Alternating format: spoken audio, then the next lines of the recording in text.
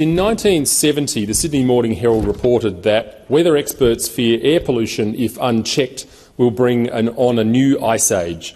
In 1978, a documentary was made featuring Leonard Nimoy of Star Trek fame, who told viewers during the lifetime of our grandchildren, Arctic cold and perpetual snow could turn most of the inhabitable portions of the planet into a polar desert.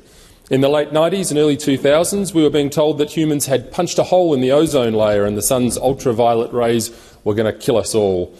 Alarmist rhetoric about man-made climate change is nothing new. The United Nations and the media have been pushing it for decades, but over time the narrative has shifted from global cooling to global warming. And in fact, several months ago, Greta Thunberg deleted a tweet from 2018 which read, "A top climate scientist is warning that climate change will wipe out all of humanity unless we stop using fossil fuels over the next 5 years."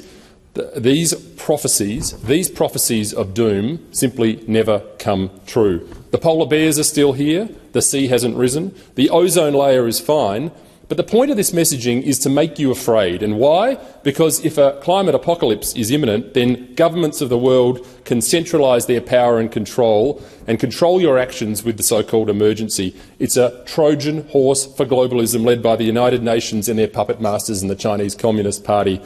This is not serving Australian interests. These entities are not serving Australian interests. They're trying to control us and they're trying to make us weak, but that is the real emergency.